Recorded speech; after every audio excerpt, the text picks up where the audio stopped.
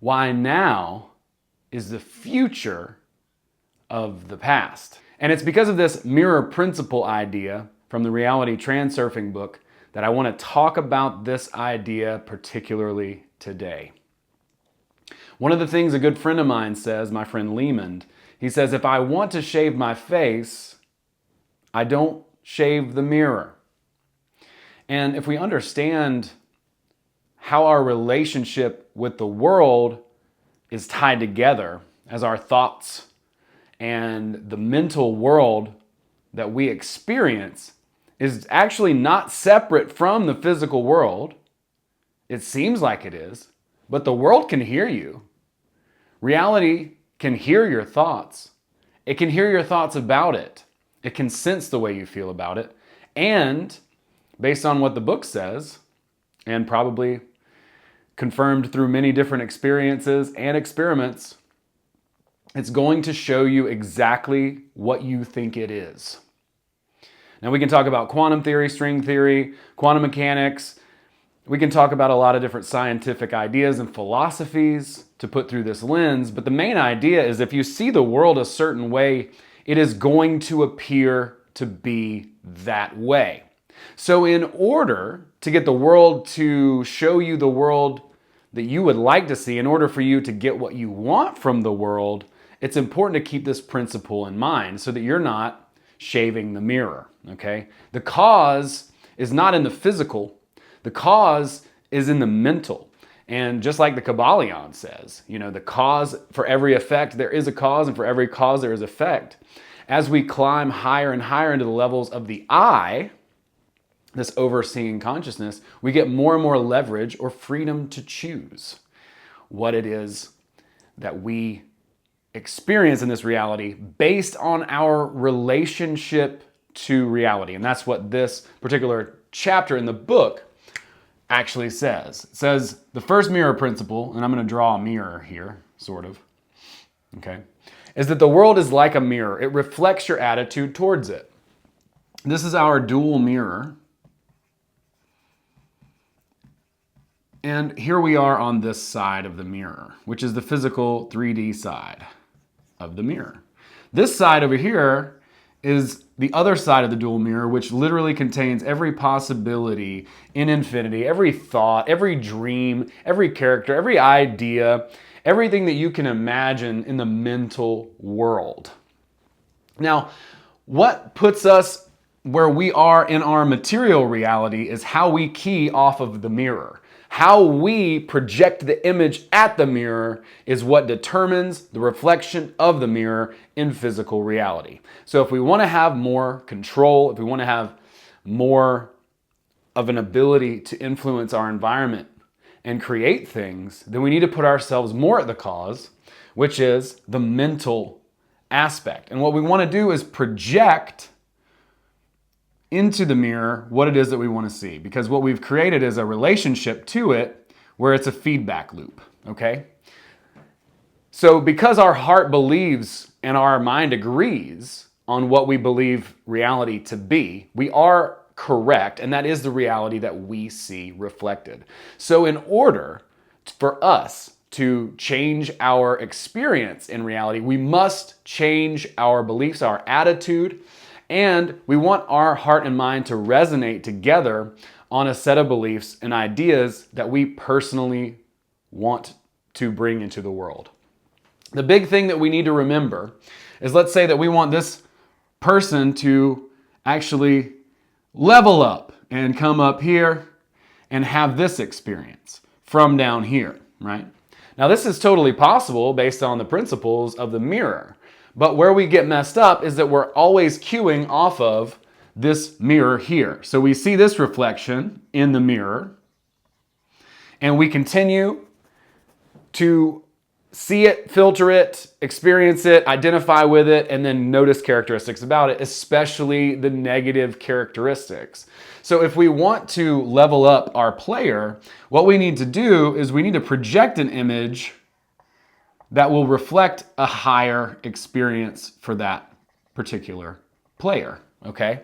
And what he says to do is to key off the reflections in the mirror that are positive and that do show you evidence of you getting toward your goal over time, right?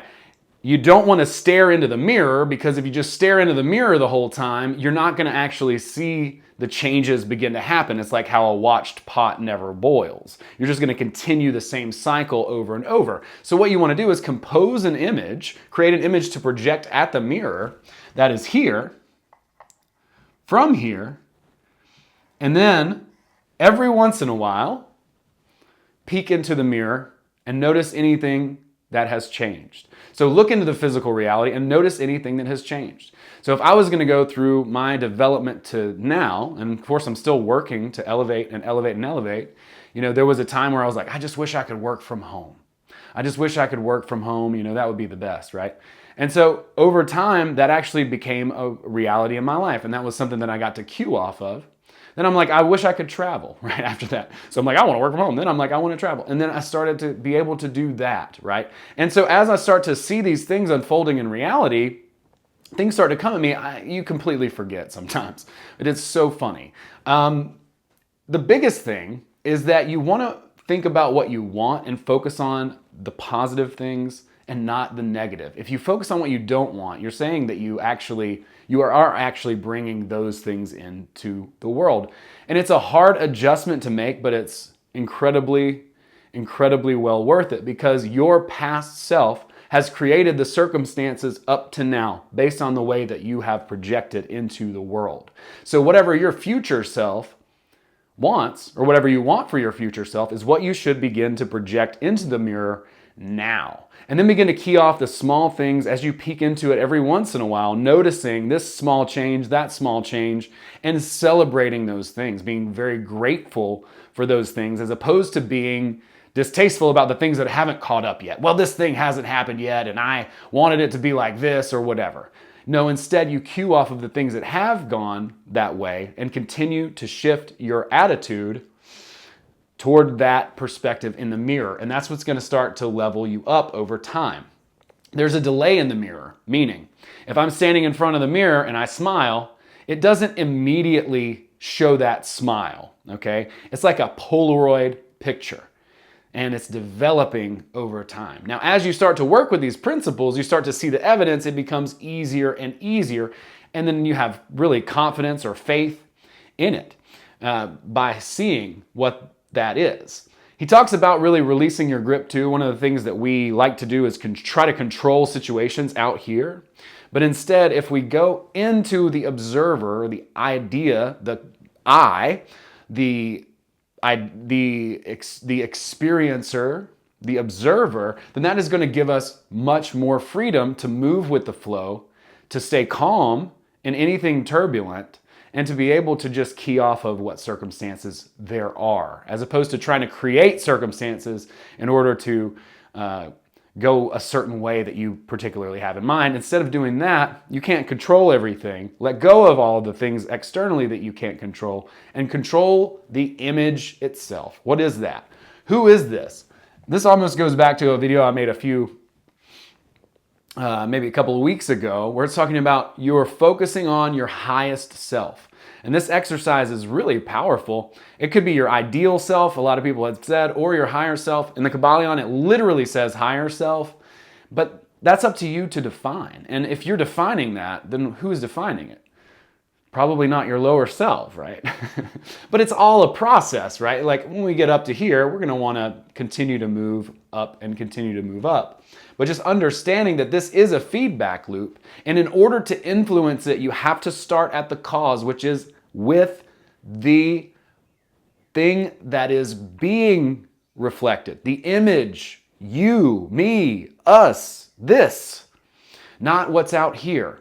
Okay, that's pure inner intention, trying to move things out here in order to fit the script you think that it should hold to, versus outer intention, which is stepping back, seeing what is available, what is open, keying off of positive events, seeing the changes unfold, celebrating them, taking the next step and asking, what can I do to continue this trajectory? And then all of a sudden, things start to come to you you forgot about.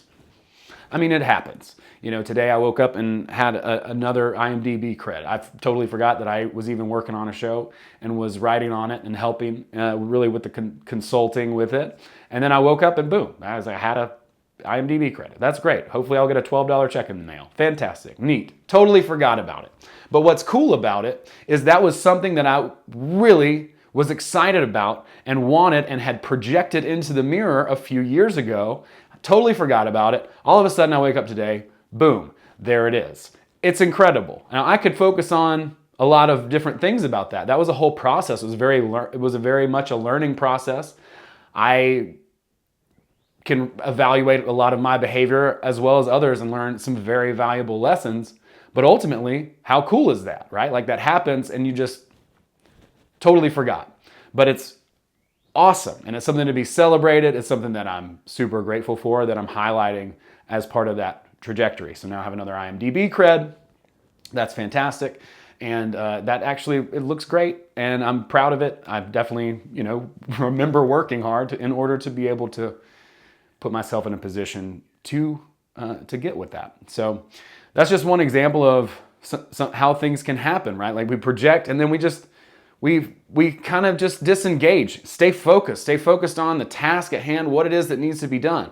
Glance into the mirror again and then stay focused on the task that needs to be done. Like right now, I got to go to the gym. That's what I'm going to do. And I'm just going to do that for the time that I need to do it. And then, in a few months, in a few weeks, I'm going to glance into the mirror and I'll be like, wow, I look better.